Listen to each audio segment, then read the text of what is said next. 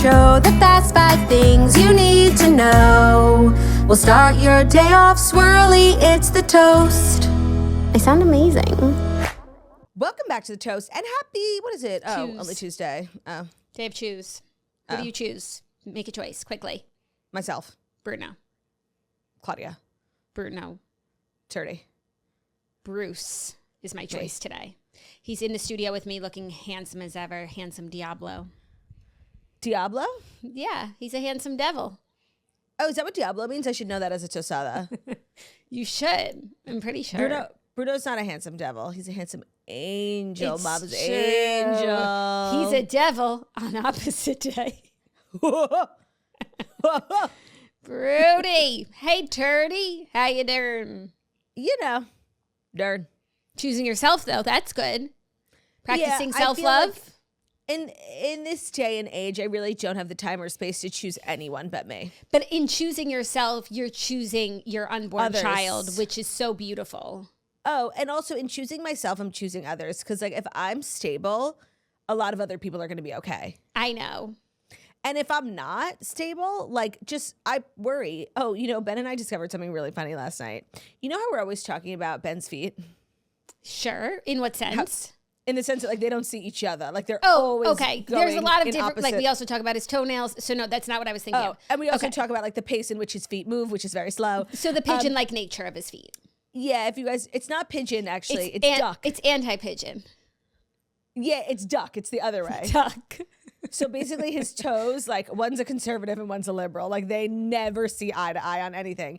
And we discovered that Ben actually, and I'm surprised that, you know, because his mom is very into, she always tells me like when they were growing up, they did like so many activities. She's very into like, you know, keeping the kids stimulated. I'm surprised she never threw him in a ballet class because it turns He's out always Ben, in first position. he has incredible, what they call turnout, which is your ability to turn out your feet. Yeah. He was born in 5th position. So we last night went through all the positions that you can do in ballet. Let me tell you, Ben didn't even flinch. He executed them all flawlessly. And even like trained dancers, like you have to train your feet to turn out, like to have this natural inclination to be able to like, Ben can make his feet like into an equal sign. Like, Yeah. and he does it. It doesn't hurt. He's not even trying. I fear he really missed out on a career as a ballerina. On his calling. Yeah. I understand he could have been the next Mikhail Baryshnikov. Alexander Petrovsky. Instead, he's the next Alex Gornishelli. Also good. Also good. That's how I feel about Dana being a gymnast. Because Dana Yes. is 4'8", which is like a great height to be a gymnast. You're compact, but she has incredibly long arms. Like, Oh. And so could you see her on the bars? I could. So she missed her calling. Her and Ben can go live with their regrets. Yeah. Do you feel like you missed your calling in any particular skill or sport? No, I feel like I tried everything. Yeah. And my calling is to be a podcaster and a mom. Yes. Oh, that's beautiful. I'm holding space for two truths. My calling is totally to be a podcaster. But I do wish I had applied myself a little bit more in like the theatrics department. I think I could have. You I might could have made missed your- something of yeah, myself. Yeah. You could have. If I had like, you know, done show choir or like whatever, maybe joined an a cappella group at NYU, I think I could have a career both as a podcaster but also a pop star. Yeah, that's a bummer. Sorry. I have no regrets. I'm happy with where life landed me. Yeah. And I think Ben is too. And I don't think he's lamenting over like a career lost as a ballerina. I don't know if like that was his dream, but he has a natural inclination for it. Yeah, he definitely does. So I'll send you a video. You will die at his feet. Like I'm like, I know them. I could see it. Nothing you're saying is surprising get into third me. position. He was already in it, you know? Yeah. Flawlessly. It was so funny. That's hysterical.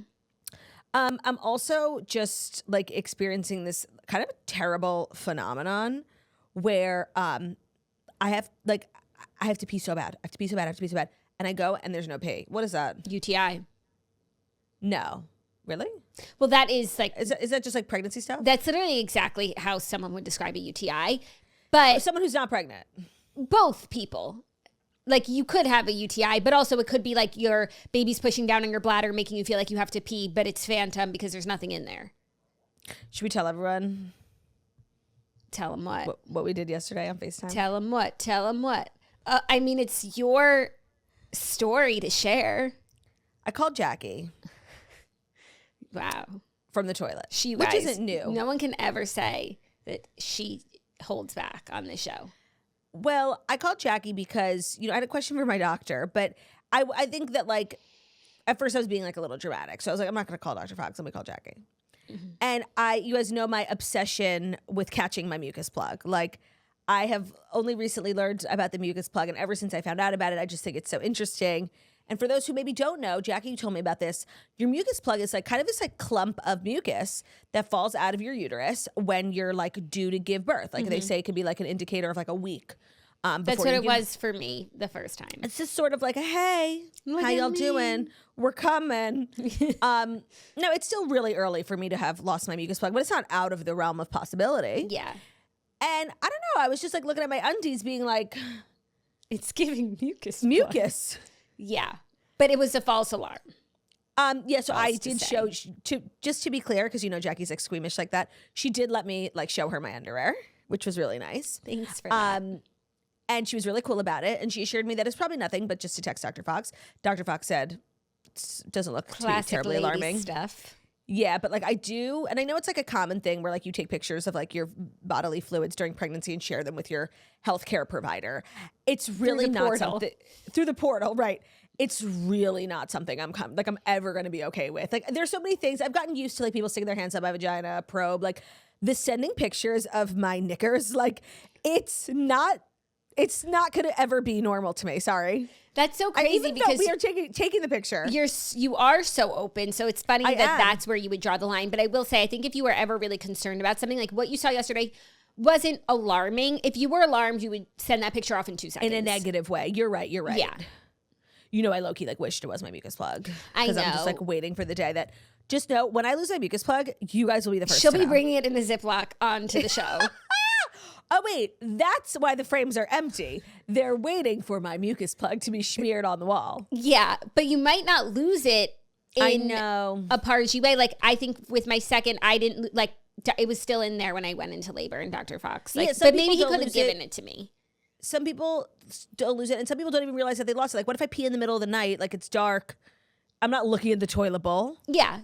Some people, yeah. So, I'm just on high alert. I know. I really want that for you. Me too. Like, I just think it'll be a really beautiful full circle moment. We have to listen. I think it's on the Patreon, Jackie's first birth story, where she like mentions, she just low key casually name drops the mucus plug, like as if I know what that is.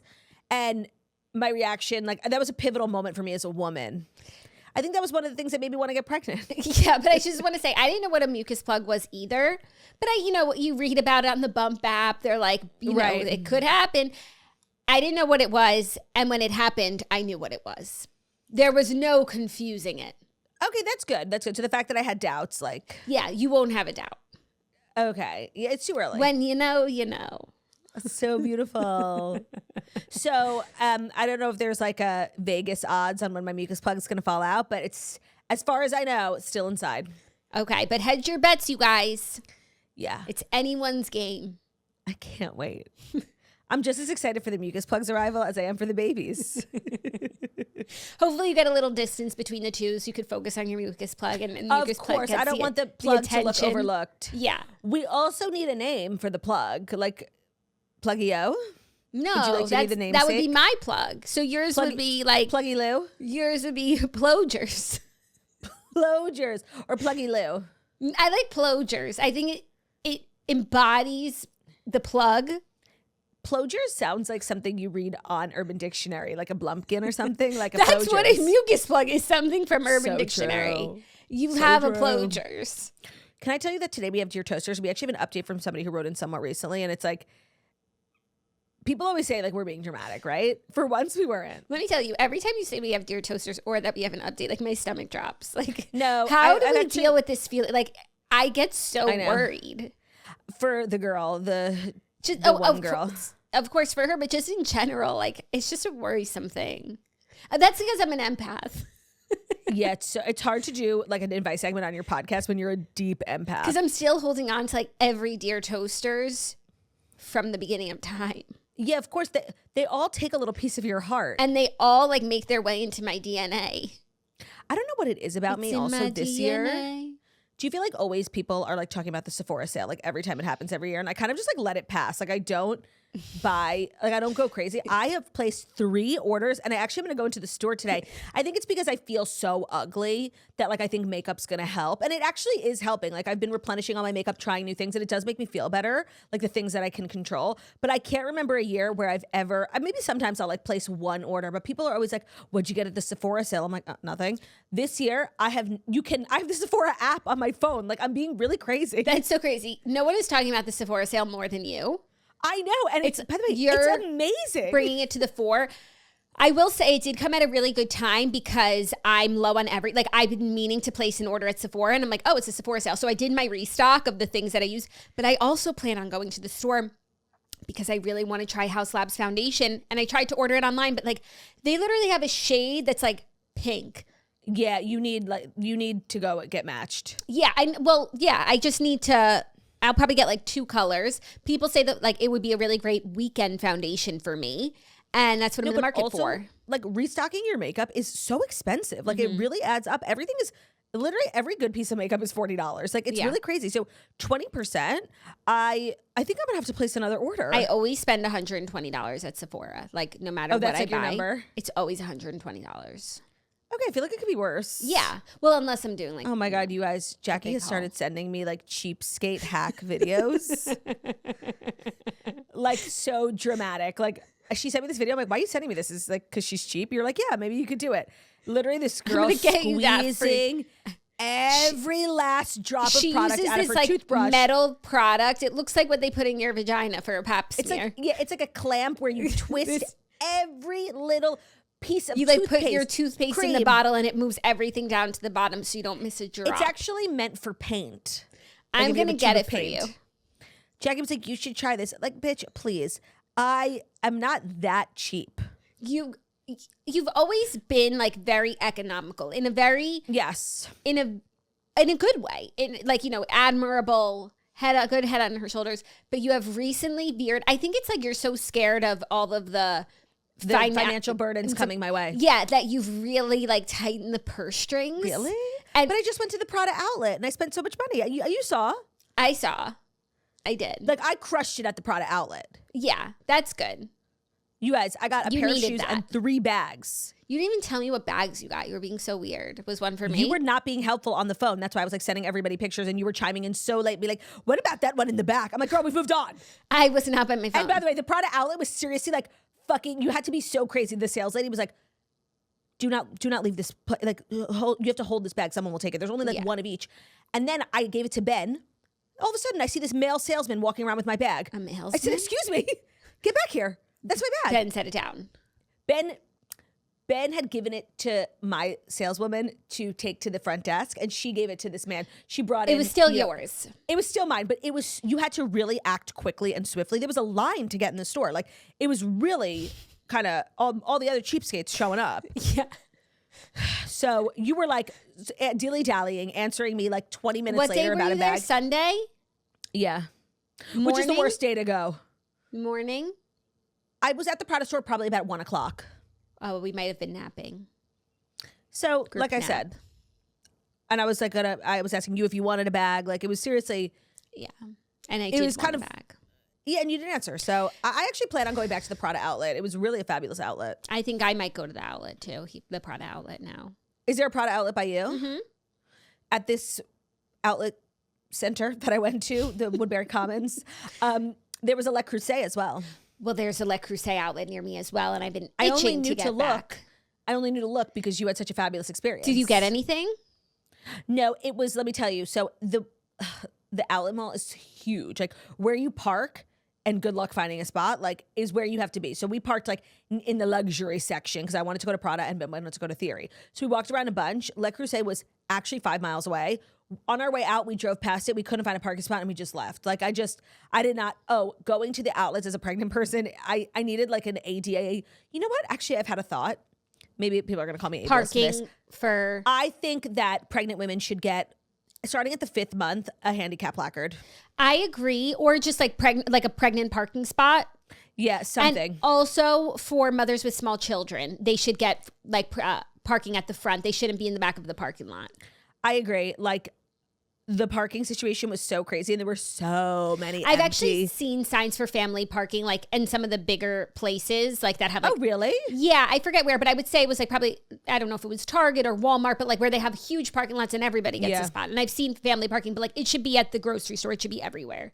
I agree. It should be everywhere that like a handicap placard is. Yeah.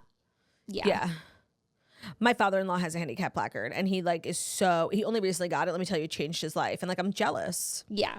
But you don't take and then it. something. No, of course not. Something so funny about my father-in-law. He loves these outlets that we go to. So on our way home, Ben calls him, just like brag that he crushed it at Theory, and he was so excited. And Ben was telling his dad like, oh, Claudia did so well at Prada. She got like great shoes and bags. And Ben's dad was like, oh, that's great, because you can wear that at any size.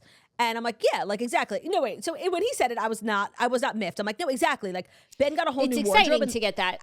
And I wasn't going to buy any clothes at the outlets. Like, I'm not buying for this size. You weren't going to buy a Prada dress at 8 months pregnant? No. So I was like, yes, Bruce, exactly. Thank you. He was like, I'm happy for you. Like, that you were able to get stuff. I'm like, thank you.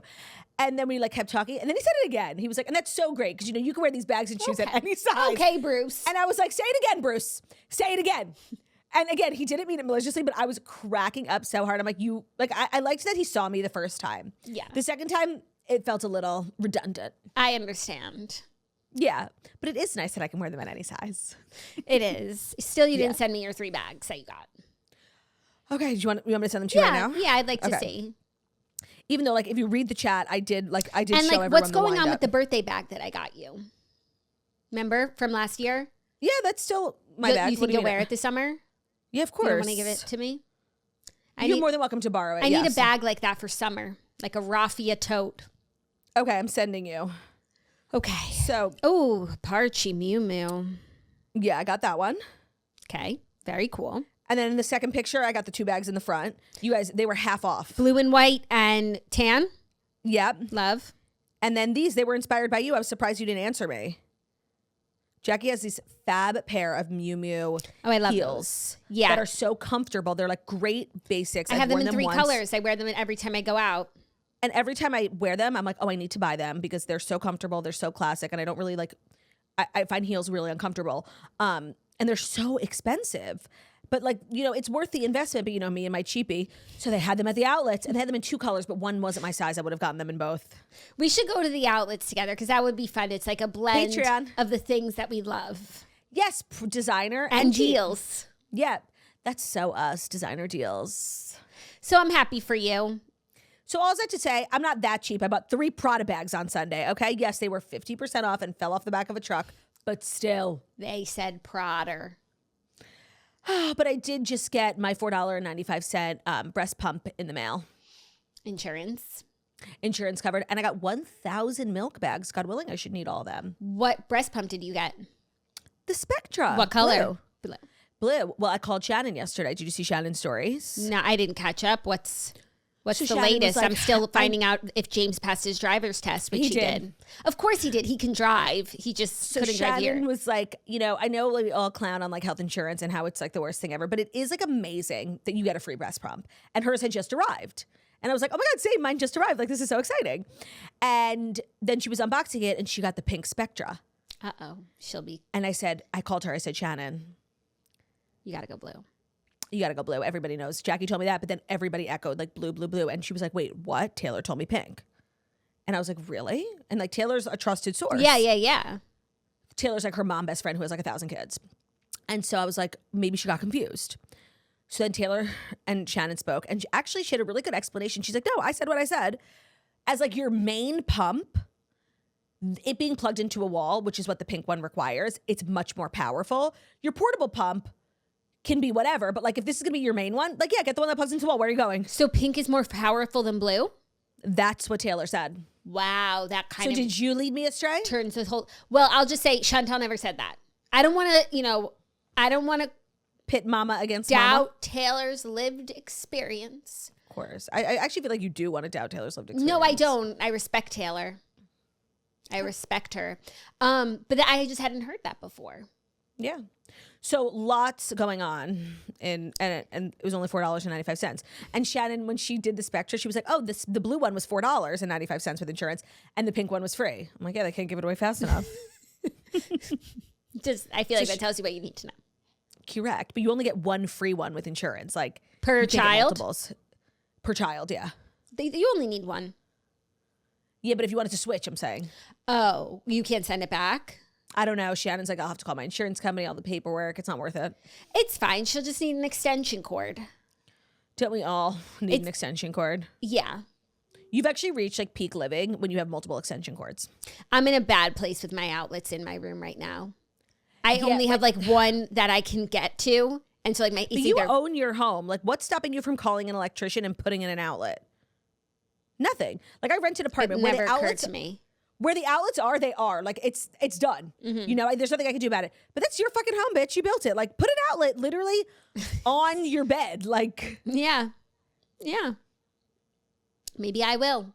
My outlet in my bedroom, like the one that's like my main hub for my heating pad and my phone charger, my hatch, it's in the worst fucking spot. Like, I've actually thrown my back out trying to plug my phone in. Yeah. My bedside outlet is in a good spot. I just need more outlet. Oh, well, you got to go on Amazon and get that thing. Yeah. It's like it plugs into both outlets and it gives you 6. That's what I have. Okay. I'll send you an affiliate link. Send me the link. Get the commish. I'm always sending my friends and family affiliate links. Of course we are. I hope everyone is who's signed up for these programs. 1000%. Well, we do have stories today. Tell me a little bit about them. I would say they're varied. I would say they're good. Oh, and it seems as though they're female focused. Oh my God, we are such female founders. Confessions. Confessions, of course. We're talking about confessions. No. You're lying. It's Lemonada Day. It's Lemonada Day. I just want to let you know, like, I'm actually at my wit's end with We Meghan. literally don't even talk about her. And seriously, she could like go to the moon and I wouldn't even mention it because I don't want to upset you. I'm not saying with you. I'm saying like with people, like I've actually had enough of her. I've had enough of her. It's Meghan overload. As well. And I mean, we'll talk about it, but just like the idea that she's a jam maker and a podcaster and a cooking show host is insane. Like to do all 3 things in 1 month when she hasn't worked 1 month in 10 years is so crazy and just like a bad business strategy. And we will get into it.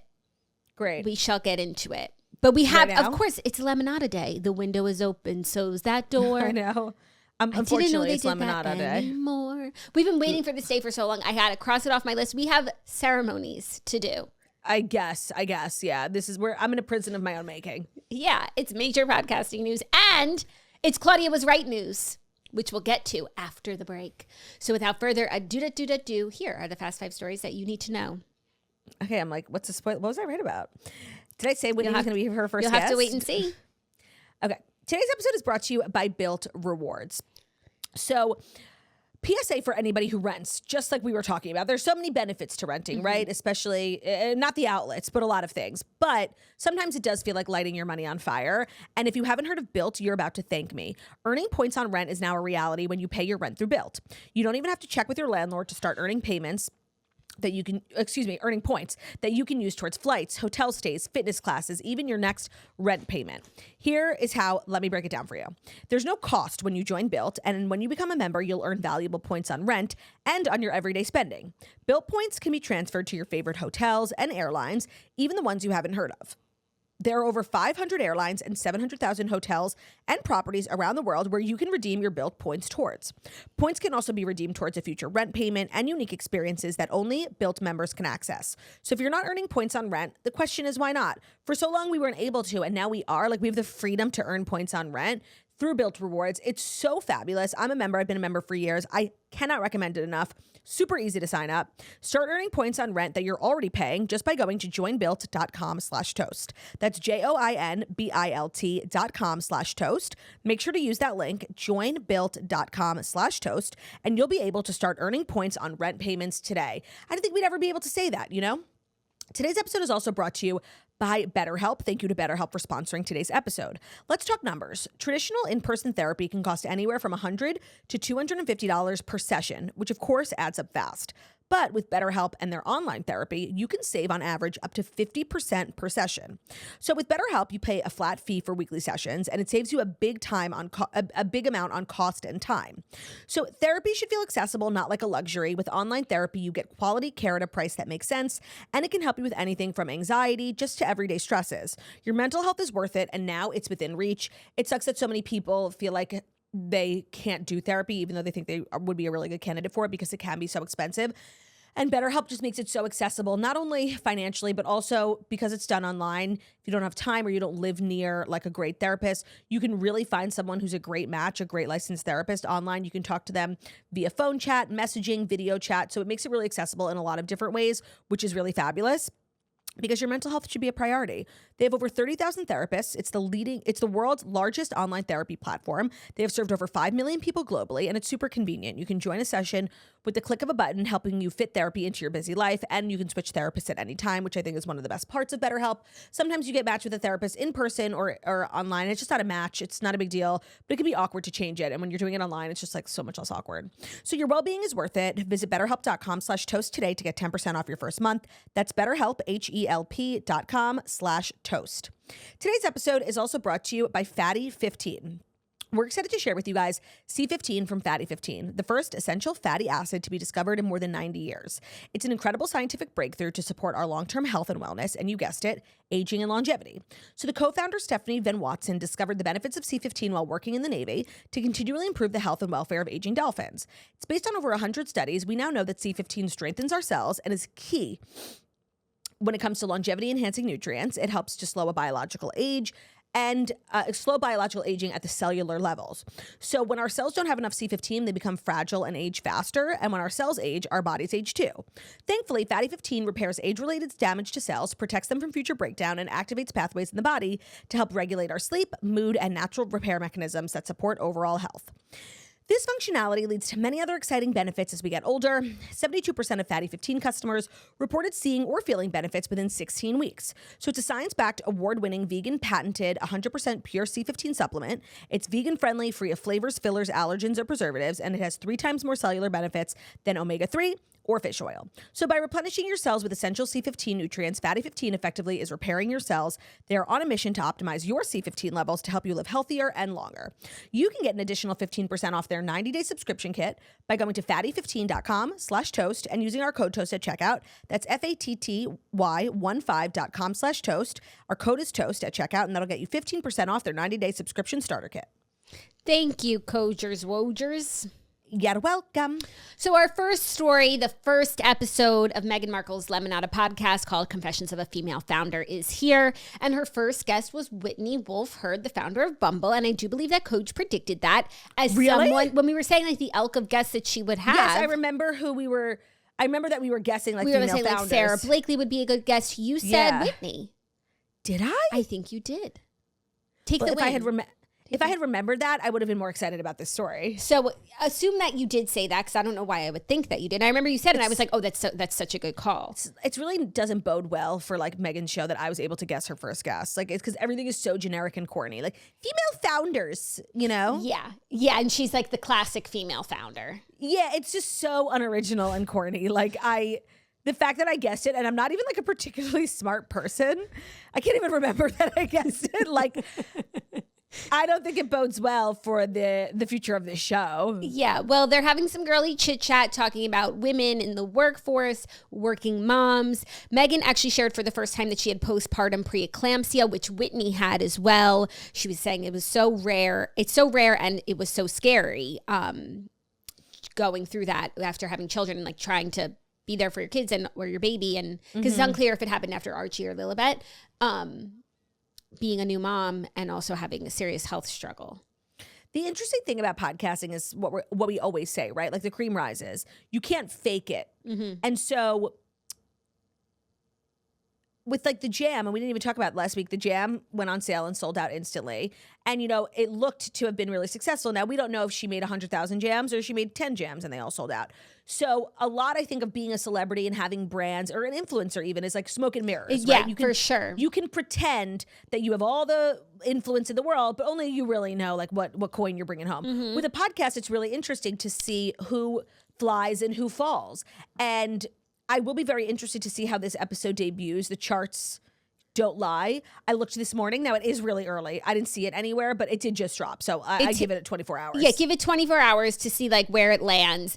I will say the charts don't lie unless you're exclusive with one of the networks. And networks. Then, like, who knows? Because also it's all very concentrated. But there is some vagueness in podcasting. Like, we will never know how many people listen to her episode. Like, it's not so out there. I do think... But it's not YouTube. Like, if you put up a YouTube video, the public can see exactly how many views it has. There's no way to know how many downloads somebody's episode gets. So I do think you can still, like, feign success. Yes, that's true. Point. Because eventually no one wants to pay for your ad spots or to pay you if you're not bringing in money. Now, speaking of her ad spots, Liz Woods did point out, because I was curious about this as well, you know, part of being a podcaster, you guys just heard me do 3 ads. Like, you read ads. And I meant to tell you this. So on The Good Guys, they were talking about how Gavin Newsom just launched a podcast, like how crazy that is. Mm-hmm. And Ben was like, well, he does ads? Like, that's crazy. He's the governor. Yeah. And I actually went to listen to hear the ads, and they're pre-recorded commercials by like someone else. It's not It's Gavin's like a commercial, voice. a real commercial. And it's an iHeartRadio podcast, so it sounds like a radio commercial that you hear in the car.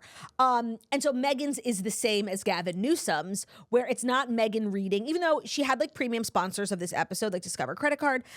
It was not in Meghan's self voice. I don't like that. You know, I know part of being a podcaster, so you got to get in there. You got to get down in the mud. We want to hear your take on the ads. Mm-hmm. Tell us how you use code TURT in everyday life. Oh my God. Speaking of women in podcasting, I have to say something.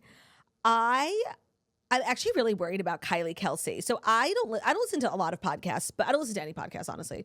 But hers comes across my desk all the time. She's always like talking about like mom stuff, and she has like different celebs on. And I guess her thing is like she tells it straight, right? Like, Not Gonna Lie is the name of her show. So she won't lie.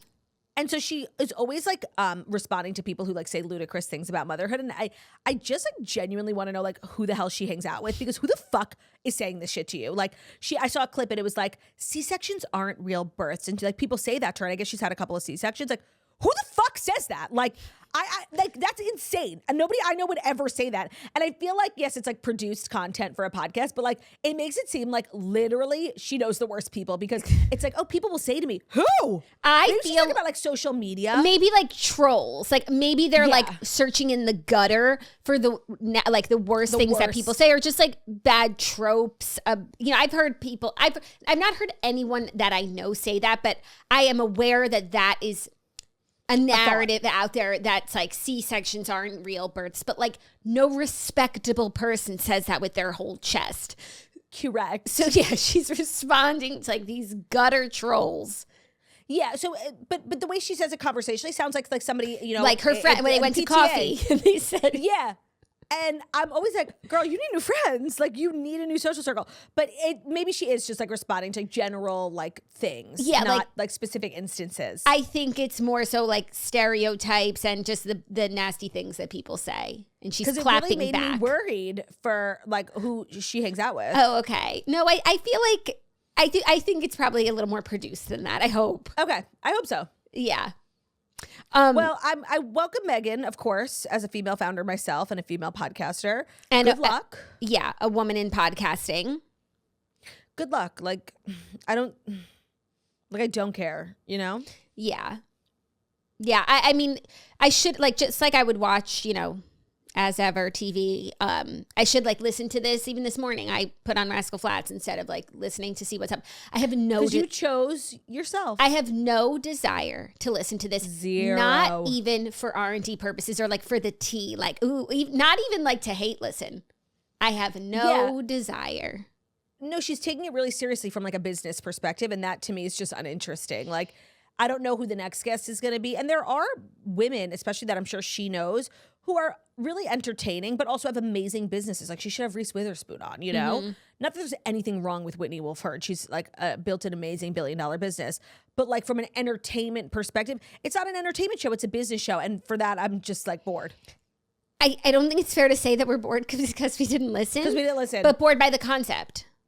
Yeah, and I know that they're not in a studio together, both looking pargy, wearing like Laura Piana sweaters, because I know it's done remotely and she's in her living room and it's audio only. So like, seriously, I'm out.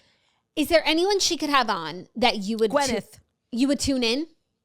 1,000%. Okay. So there Gwyneth. it is. I feel like she will have her on. Maybe not this season because the season's probably wrapped and they just became friendly. Maybe next season. I know we already had this conversation, but my money is more on Meghan going on the Goop podcast to promote her own new podcast, and like Gwyneth wouldn't go on this unknown show. Pod swap. That's what we call Pod it swap. around these parts. Yeah. We need a pod maybe swap. Maybe I'll be 2 for 2 with pod predictions. I think so. I think it's... I can't believe I said Whitney. Like, somebody find the clip for me, please. Like, I don't believe it. I'm literally so smart. Let me know if you guys remember what I'm remembering. By the way, I remember the exact conversation, and I remember making a prediction that you thought was good because I remember feeling good about myself. And then I remember like you couldn't think of one. I'm like, oh, she's so dumb. I'm so smart. No, mine was Sarah Blakely, like from the get. No, like you couldn't think of one. I remember. Oh, okay. So now, okay, I see. Yeah, and like you were dumb and I was smart. I paid you the highest of compliments saying to bring me down. It's not enough for me to prop you up. You also have to stomp on me below you. Correct. So I remember that feeling. I just don't remember exactly whom I predicted. Got it. Well, and I don't think of the Bumble founder a lot. So like I'm surprised she was in my brain. No, I don't think of her a lot either, even though she's so ubiquitous and she's a classic girly. Female founder. Yeah. Yeah. So check it out. Check it out. And if you do listen, like let us know your thoughts. Mm-hmm. As toasters who obviously have a high bar for content. Correct. I trust the toaster's opinion on it. Agreed. Are you ready for our next story? Mm-hmm. Oh, I'm going to move some things around. I don't think you're ready for the next one. This next one was a turdy sent to me, but I had seen it and I too was interested. Shout out to Liz Woods for posting the premium content because Francesca Farago is claiming that influencers have been offered money to promote negative Hailey Bieber narratives on TikTok. So Francesca Farago took to Snapchat to walk up her stairs and wash her face and casually like drop this bomb. Yeah, that she was doing skincare. Yeah, but like it was such an afterthought. Like she's literally, I know she's also a new mom. She's like huffing and puffing up the stairs. To twins. Like, oh, she's pumping, breastfeeding. And just decides to share that apparently influencers are being paid to hop on this TikTok trend, smearing. She got an offer herself. Hailey Bieber. So she had said, like, in the past, people like herself get paid to do trends, whether it's dances or use certain songs or certain audios. Use music, right. And I could see that. Like, I don't think we would do this, but then I started thinking, like, maybe we should pay influencers to use some of our sounds from our show. My God, that's money I'll spend. Right? That would, but they do it anyway, you know? Yeah, we not enough, are a delight. What is it? The fact that we have so many haters genuinely blows my mind. Anyways. Yeah, we're viral. So it'd be akin to that, like us paying people, but it's, I don't know who, they pay people to use their music, so maybe it's labels, maybe it's artists. She said she got an offer. It's a bunch. I've been offered to like use someone's song. Like it's... Who? A bunch of it's nobody you heard of, right? It's a bunch of people who do it, like music labels, management companies. But then I feel like after the Justin Baldoni article, and like we were all introduced to the concept of like astroturfing, you'd always felt like certain things were getting like unfair treatment on social media, and you were like, who's behind this? And it like if you feel like a conspiracy theorist, and that's why that Blake Lively, like her initial complaint with all the screenshots, like actually was so, for me at least, like eye-opening, because he actually sent a Hailey Bieber tweet. Yeah. Remember? He was like, we need this for Blake. And it was like 10 times Hailey Bieber has been a woman-hating mean girl. But I saw it more as like bots and bot farms and like a company creating a bunch of accounts, writing viral tweets and then having their thousands of accounts like that tweet and not paying real people, real influential people to say stuff that they don't even know to be true. That's maybe this is just like the next step. Yeah, no, so that's why this was surprising to me. She did not name anyone specifically, but implied that certain trends and popular sounds on platforms like TikTok may be part of a larger smear campaign. So she said she got an offer to do this Hailey Bieber trend that's going around. It's like, he thinks we just met, but turns out I was stalking him. And it's like a picture of Hailey Bieber because that's the narrative about her right now. Oh, you know what? I've seen that. Okay, so now influencers are being paid. It's that paid. picture of her holding like J14 magazine when she's actually 11, being like, I love Justin Bieber. Oh my. So yeah, she didn't do it. She thought it was like nasty and she's letting everyone know. Thanks. Yeah, thanks. Because I feel like if you're a rational media literate person and you watch what goes on social media, around certain people, Hailey Bieber being one of them, you feel like it's an abnormal reaction. There's so much being said and it's all so nasty. And you're like, you don't want to sound like a crazy person, but you're like, this feels coordinated. Mm-hmm. So something like this like does give validity. Also like the Justin Baldoni introduction to astroturfing and that company in Dallas that like does this for a living. You're like, oh, no, these things do exist. Right, but then who's paying for this? Well, yes. So a lot of the initial, I saw it and I'm like, oh, it's Selena, right? Like, and I think that's the natural, everybody, even the Selena fans are now hating on Francesca, sending her so much hate and death threats. She never said it. So it's like you're self-identifying. Yeah. Like, so, who else? For real. Who hates Hailey Bieber? Even though like Selena Gomez doesn't hate Hailey Bieber, as far as we know, right? Like they were photographed together at LACMA. Claudia, you have to let that go. I can't. It was 3 years ago and it means nothing. Like so much has happened since then. Yeah. It's a hatred between the two. But I just refuse to believe. It feels like Selena Gomez is like the happiest she's ever been. Like maybe there was a time where I could see Selena Gomez being so miserable that like, yeah, I'm a billionaire. Let's spend some coin ruining Hailey's life. But now she feels like she's in the best place she's been in like actually 10 years. Yeah. Also, I don't know if this is like an organic movement or I've been AstroTurf successfully, but I've been getting served all these clips of Benny Blanco. Yeah, he's having a moment. Various podcasts talking about his music. What a cogent, intellectual, insightful man. Like, I feel like, Nikki Glaser made that joke at the Golden Globes, like he's just lucky to be with Selena. Like, he is such a catch. He is such a good guy. He says really wonderful things about her, but also he's such a great music creator. He's been like showing how he's made certain songs. For years. Even like he did one of the Kesha songs. He showed how he made the bridge. He had like no more money or time left. And so he used like DJ Turn It Up, bup, bup, bup. She had said that once in the beginning of the song. So like he made that the bridge and he's like showing how he writes all these songs. He's a very smart person. And I'm really impressed by him. Yeah, I actually think that like the Benny Blanco turnaround, because at first like they started dating, everybody's like, ew, right? Mm-hmm. And then they started doing a lot of press together. And I think a lot of it had to do with their interview on Jay Shetty, where they talked a lot about their relationship. I've been seeing clips from Jay Shetty. He's extremely emotionally intelligent. And it's like, internet talk. It's like, guys, get you a guy who will do. And it's like, that's literally Benny Blanco. And you're all clowning on him. What? Because he's short and has curly hair. Like, he's actually a very good partner. And like, he really is going to be like an amazing husband. He's and so a I think mensch. a lot of people, I don't think it was astroturfing. I actually think it was because I watched it slowly unfold. Extremely organic. People being like, wait, we're clowning on him because he like took that picture with Selena's feet and he has like a gap in his tooth. But like, wait, he is so respectful. He's like saying all the things you bitches are always saying you want your boyfriends to say. No, and he's like, he's very smart and he's very well spoken. He says interesting stuff. I'm very impressed by him. Just wanted to make note of that. Right. So why would Selena now be like going on another astroturfing campaign when she really seems to be, I think for the first time in a really long time, like genuinely happy, personally, professionally, like she's crushing it in all corners of her life. Yeah.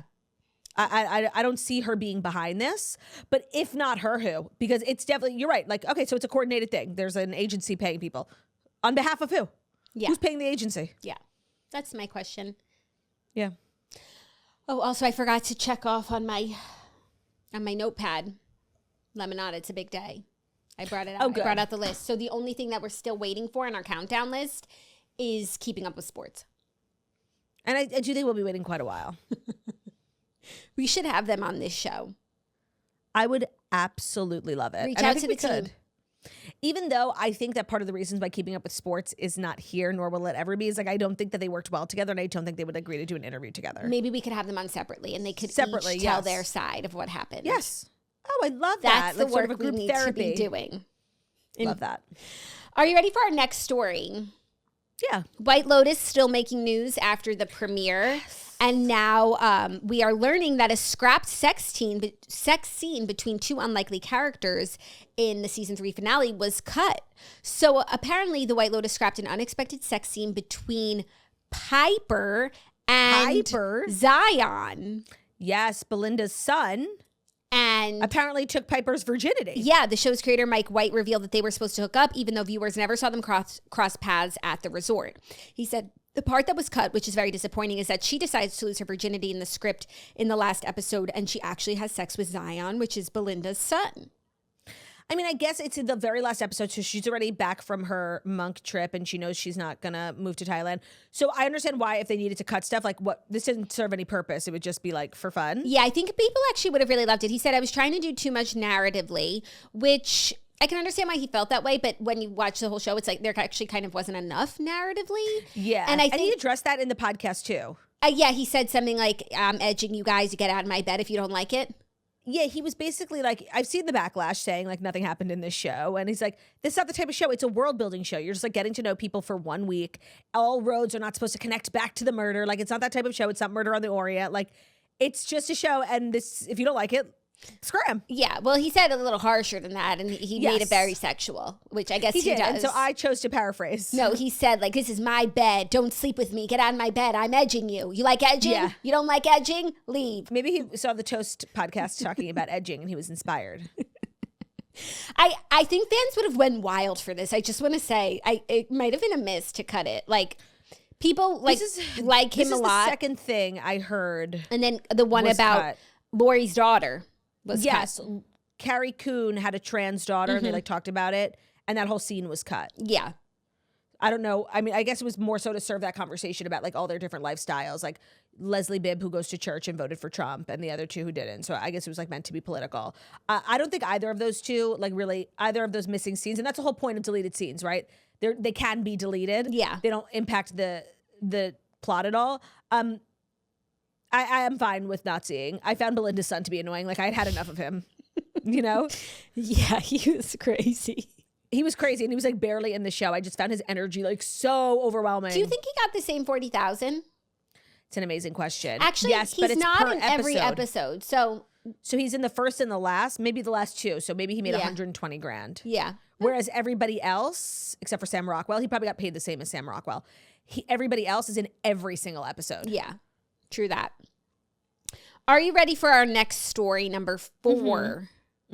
Our fourth story that you sent me from an interesting website called whereisthebuzz.com. Yeah, sorry. There wasn't like a lot of widespread media coverage because it's like pretty much an internet thing, but it's also a very New York thing. If you want to know what's going down in New York, like something's going down. The New York Knicks took down the Phoenix Suns 112-98 on Sunday night, but the real fireworks came from OG Anunoby, who erupted for 32 points, 6 rebounds, and 3 assists, possibly powered by Olympic gold medalist Suni Lee's courtside presence. Yes, so Suni Lee went courtside to the Knicks game, and she looked so unbelievably gorgeous.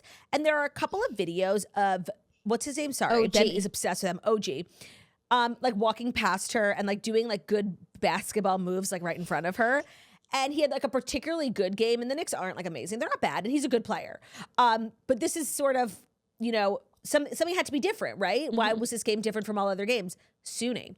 And people think that like, you know, there was a pretty girl in the front row, an Olympian, you know, and he kind of was showing off. Do you think she was a guest of his to begin with? So the narrative online, which is completely made up, like everybody's just LARPing, is that they're totally not connected. And I think when like you come as a guest of a player, you get like much worse seats. They don't give you courtside. But when you're Suni and like the Knicks invite you, you take a courtside seat, you know? I think she was there like for press. Yeah. So I think she could have still gotten seats if she was like his girlfriend. She could have gotten great seats. But there's no reason to believe that they're boyfriend and girlfriend. But the way he was like looking at her, it could have been like, that's my girl. No, and I absolutely love this for Suni. I think that that's a great boyfriend for her. And we don't even talk about how, you know who's like a prominent New York Knicks wag right now? Who? Jordan Woods. Karl Anthony Towns plays on the Knicks.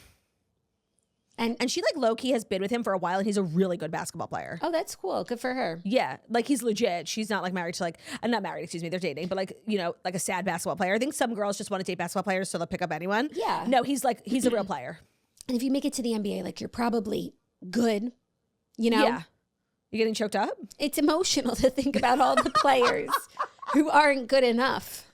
Yeah. No, but like some girls just want to say that they're dating an NBA player. So like there's a scrub who like still wears jeans to the game. He just because he's not going to get played, and he makes $200,000 a year. And like you have a boyfriend in the NBA. Yeah. But that's not what this is. So I just wanted to be clear. Like she Does she has live like in a New boyfriend York? who's really good. I assume. I don't get the vibe. She's always at like Sushi Park.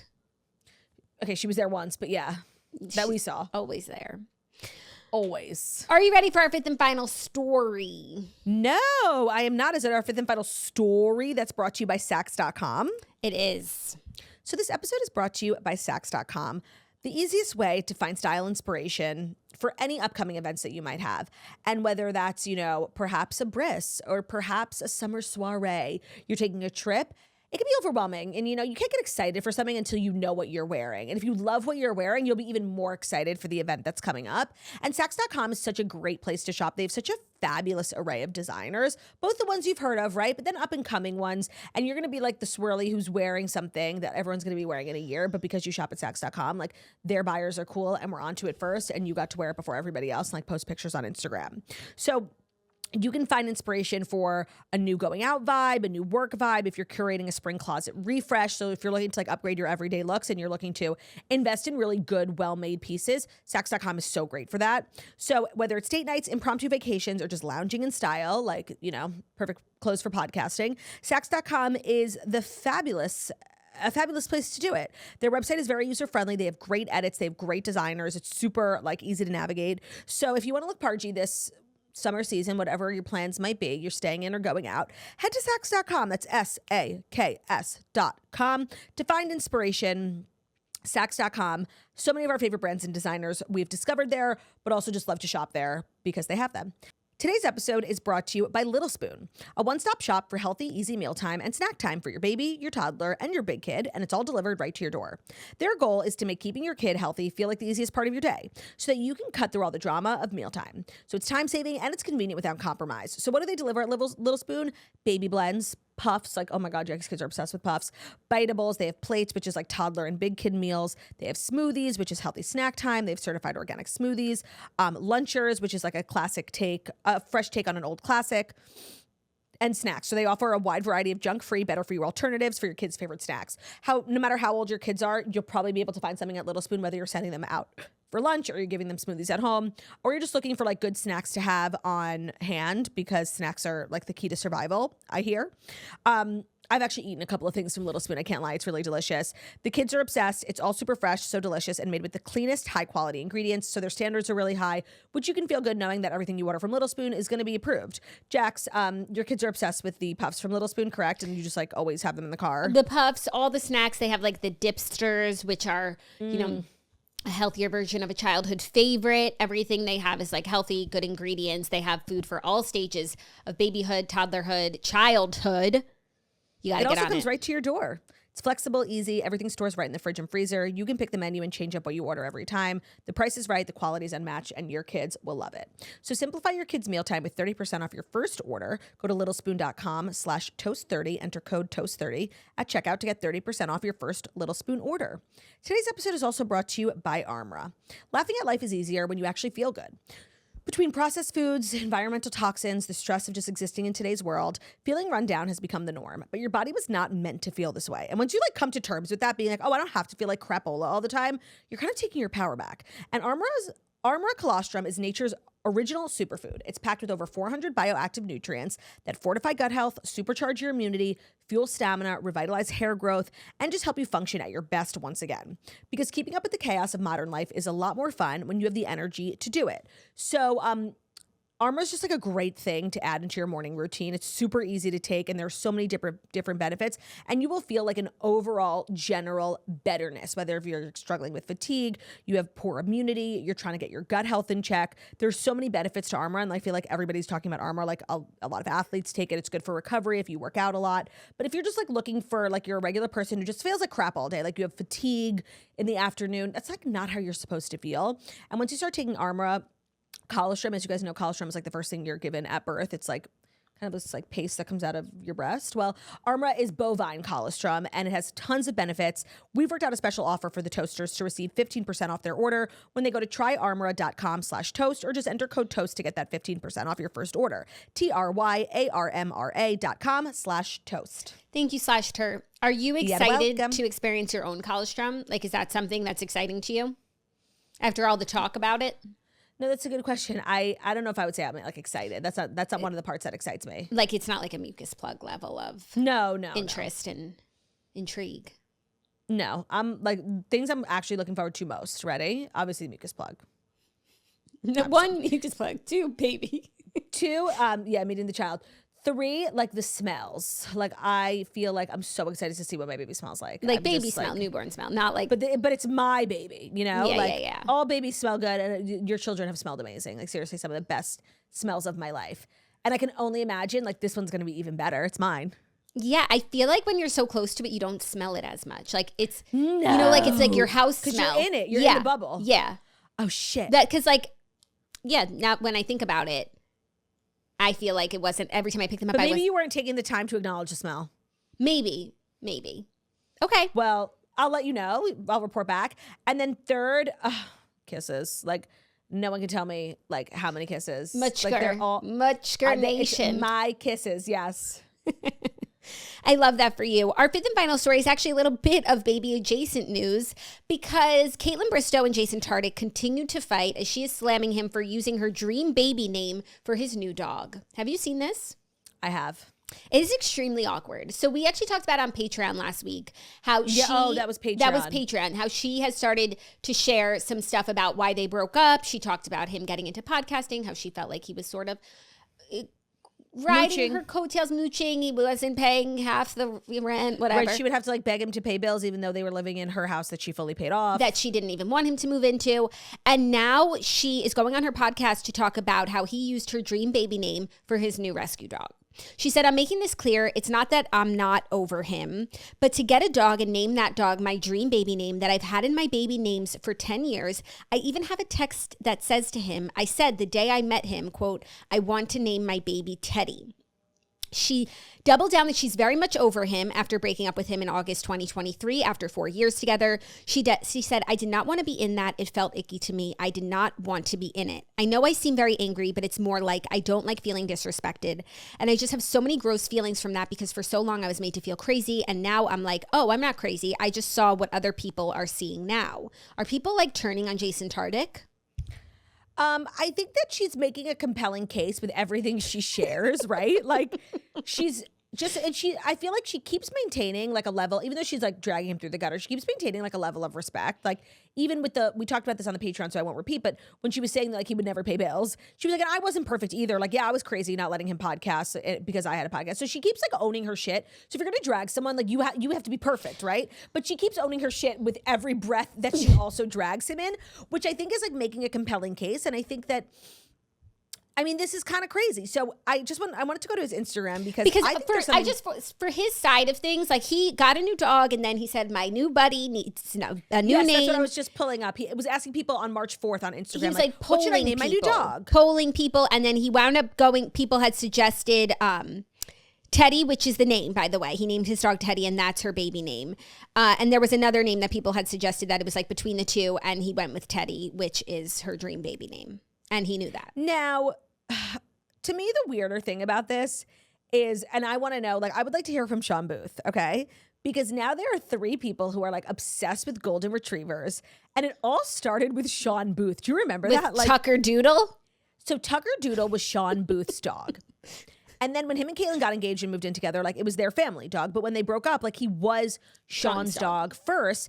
And people were like really following along the devastation of Kaitlyn losing Tucker. Now, he wasn't wrong for taking Tucker, but it's just like a sad part of a breakup. It's just sad.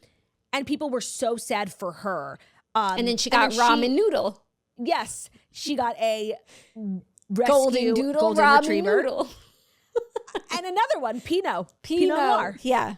So she has 2 golden retrievers. Then Jason comes and she becomes like the Sean Booth. Jason comes to live with her. He falls in love with these 2 dogs who are not his. Ramen and Pinot. And then they break up and he's dealing with the fallout of losing.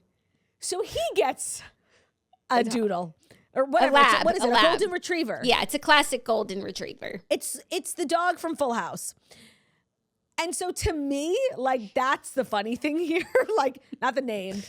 I can't get over like what does Sean Booth think of all of this? Yeah. And it's just a cycle that's going to keep repeating itself because the next girl, Jason's next girlfriend, is going to fall in love with Teddy. And then she's going to be heartbroken. And she's going to get Snickerdoodle.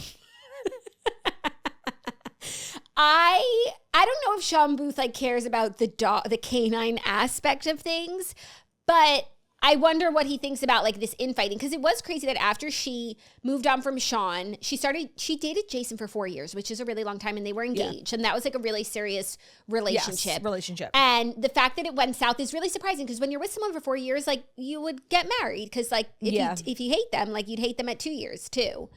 Correct. So I just wonder like what he thinks of the whole thing, but what I want to say, name. Oh, I want to talk about the name, but I also want to say about like her sharing the details. I do agree with you that she is still being respectful, because I feel like a lot of times people get out of a breakup and the next day they just start a laundry list of everything this person said or did that like we should never know. Like, yes, you tell us and it's not good, but like I would never want to date that person next and know that anything that I say, like there's nothing private here. No, it is now common for you to be in a public relationship, break up, and then within the next month, go on a podcast or your own podcast and share every dirty detail. Like, yes, even if somebody wasn't great to you in a relationship, barring, you know, like really bad things, like relationships are two people being human, and you should be allowed to like keep that private. It's like an icky thing. I don't like it. And so she actually never really talked about him. He had a whole relationship since then with Kat. It's been a long time, and I still feel like she is being respectful. Yeah, it's been 2 years, and even the things that she's not saying things that he said to her, like sharing quotes, like just generally speaking, he wanted this, I wanted that, I didn't like this. And I think that's just like a fair way to talk about a relationship at a glance. But now she's pissed. Yeah. Now she's pissed. With the name, I've seen like, you know, two schools of thought online. The first being like, oh, this is so disgusting of him. And two being like, I think like, you know, we're giving this man more credit, like that he was even listening, that he knew like your favorite baby name. I feel like he's the type of guy who listens. She swears it's like a core part of their relationship. It was like from the beginning of their time together, like it was a thing. So do you think it's odd that she told him what she wanted to name her baby the first day she met him? No. Like girls are just like crazy, you know?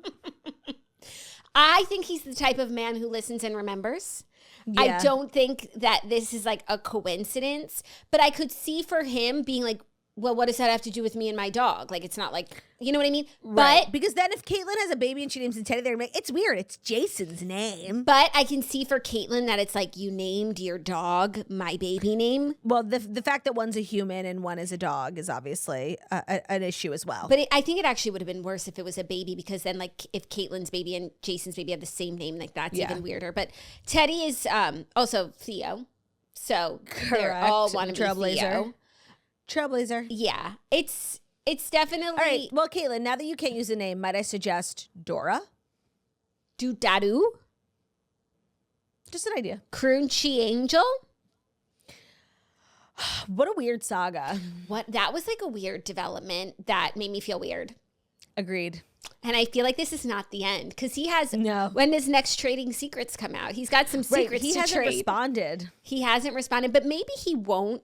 Because I think that then she'll respond and make him look even worse. And like, maybe this is as bad as it gets for him. And he could come back from this. He could take it, yeah. Yeah, it's nothing like really crazy. It's just, you know, breakup stuff. But I don't think he should respond. No, me neither. Because she'll come out swinging. Well, let's dive into Dear Toasters, our weekly advice segment, where every Tuesday, Jackie and I select 3 submissions from swirlies who have written into us from around the globe about things going on in their lives. Today, we have 1 update and 2 submissions. If you ever want to write to us, it's deartoasters@gmail.com, or head over to our website, thetoastpodcast.com. Scroll down, there's a submission box. Both methods of communication are completely anonymous. Do not worry. Now, which one do I want to read first? The update, maybe? Like, you've teased us long enough. Sure.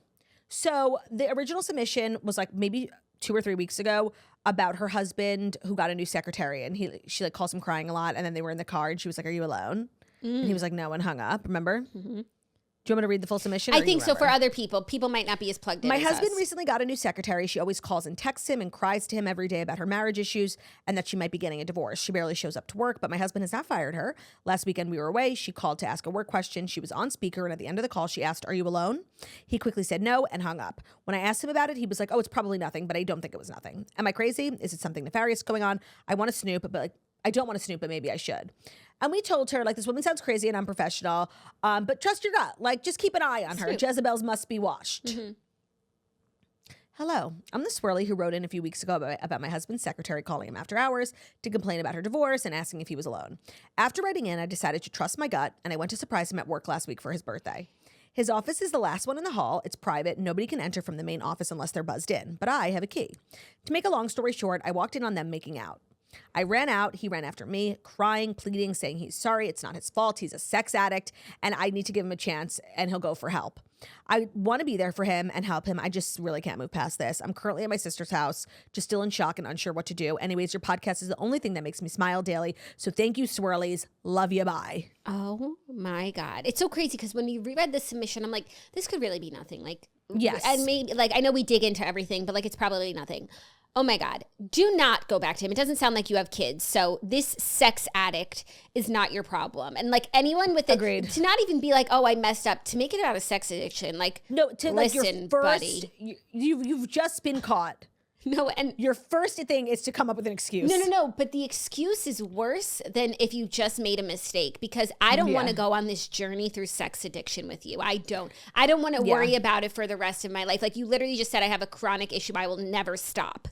Right. And the issue is fidelity. Like, come out. No. Good day, sir. And she would have mentioned if she has kids. So no, she doesn't. Run for the hills. Agreed. And I think the lesson here is like, it's hard not to get carried away, but you really should trust your gut. But sometimes your gut is so crazy. Like, no, and also like sometimes people are so normal that they don't do so. Like a crying secretary could be a crying secretary, but your husband's like normal and it's just like this, my crazy and when you secretary. love your husband as you should, like you see them as in the best possible light. Yeah. I'm really sorry that happened to you, but I'm glad you found out. Me too. Before it was like too late. Like and get how so much were they kids. hooking up that you just walked in on one random afternoon, right? And you caught it, right? That's what's crazy. You know, God was on your side. Yeah, because they could have just also been working. You know, they could. Yeah, they could have been like just talking. They don't spend the whole workday making out. They could have been talking. She could have been crying, and you could have been like still unclear. It could have been something that was excused away. Yeah, but you have clarity. There's nothing better. Yeah. I'm sorry. Okay. Hello. I'm in dire need of your help. Turdy, I know you can relate since this is your worst nightmare. My mother-in-law loves to give us gifts, aka junk. For Easter, 3 weeks early, she gave us a bag of shit that weighs more than my 1.5-year-old. Upon opening it, 95% of it was old and used. There was cat hair on it. I'm allergic and I hate cats. So I kindly asked if she wanted the bag and the used eggs back. She was mad and told me that I could throw it away. I explained how I don't love clutter and I feel guilty throwing things away. Plus, I'm a busy working mom, so a trip to the donations bin isn't an ideal thing. She was passive aggressive, and now I don't know what to do. I can't handle more junk and shit in my house. Do I throw it away and try not to feel bad? Do I not accept the junk? Help. Okay, this is so a case to the Only sweeper. Claudia can answer this question. I am someone who, like, if you bring something to my house, I don't even care if it's like plated in gold. It's going in the trash. Like, I hate shit. And I agree. Like, it feels so stupid and wasteful. And you just want to tell the person bringing you the shit, like, stop. But we have to act right.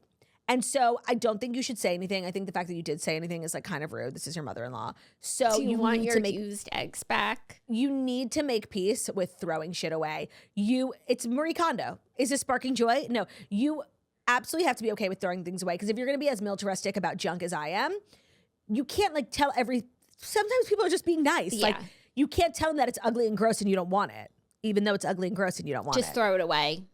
You have to get comfortable feeling uncomfortable. And while it's admirable you want to go to the donations bin, please, the people who are they don't want your using smelly that eggs bin deserve better than your used eggs. Throw it away and keep your mouth shut and keep the peace. Yeah, but that's a real issue. I have it too, and that's what I was just saying. Like, please. And I think my friends and family who listen to this podcast heard me. Like, if you're coming over to my house postpartum, don't bring anything. A cupcake, of course, is always welcome, but like, don't bring crap. We wouldn't dream of it. And don't bring it with like ribbons and cellophane. Like, that's more trash for me. Joyless. Joyless, yes. Joyless. I want to live in a joyless home. Wow. I so stand with this girl. I know and you work so hard to make your home pargy. And you, especially like, how hard do you work when you're having company over, right? Like your house is never cleaner than the second before company comes. Just for them to come with their ugly shit. Like, I hear you. It's disrespectful. If you're coming over for dinner, don't bring me a gift. I'm good. I won't. Okay, this one's like kind of crazy, okay? Hi, ladies. I'm feeling like such a brat. but give it to me straight, am I? My husband and I have worked really hard to make a good living and provide for our family financially in a way that we've always wanted to. And recently, our success has afforded us the ability to join a private club that we are absolutely loving. Ooh. The club does allow us to bring a limited number of guests. Come? Right. Well, here, we're going to find out. Ready?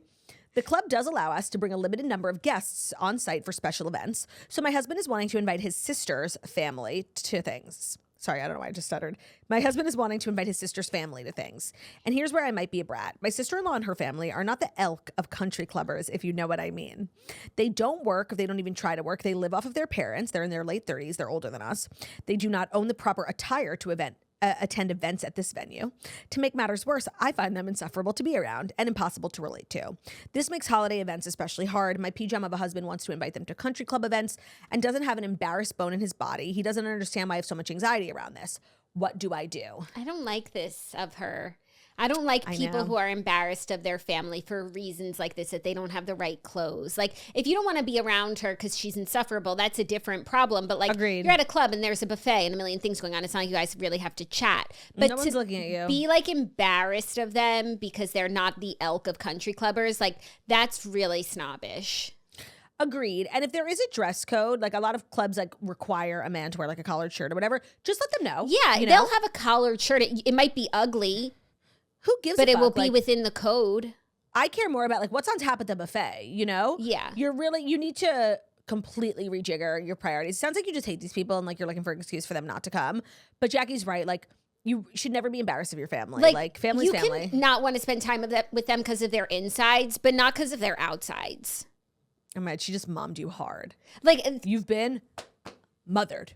Sorry. I know that's like not cool, right. but Jackie's that's just like, I don't like that. To be like, it's just, but I do think you have a responsibility as the club member to let them know about the dress because code. You don't want them showing up and then they'll be embarrassed that they and they can't come into the dining room. So yes, tell them the dress code. They'll be within dress code. It might not be pretty, but it will be acceptable. But they need to know if they can't wear a hat or shorts or flip flops. Right. So just like get over it. Just change your mindset. Yeah. Stop. I'm like feeling defensive of the sister. I know.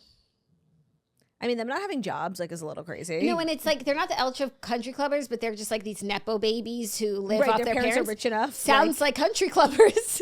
Sounds like clubbers to me. That's a good inconsistency you pointed out. Yeah. Interesting. Follow up. Do let us know. Yeah. Guys, that's our show. A Nalafi for you. Is it Nalaf? I'm flying yeah, it's like blind. An hour 10. I know. You are flying blind. You need to get a clock. No, the thing is, I know what time we start, and then I have a sense how we're pacing. Well, I have a sense that today's episode is over, and I've had such a pleasure being here with you. But my spidey senses are telling me to wrap up. Okay. I'm older. Me too. Thank you so much for listening to the Toast Monday Morning Show, where we deliver the fast five stories you need to know every Monday through Friday on YouTube. So if you're watching us on YouTube, please feel free to subscribe and give this video a thumbs up. We're also available as podcasts anywhere podcasts can be found. So it's Spotify, iTunes, Stitcher, Public Radio, iHeartRadio, CastBox, all the places where we listen to podcasts. Find us the Toast. Leave a 5-star review. Yes, of course. About how beautiful, about how stunning, and of course about how wickedly talented we are. Love ya. Bye.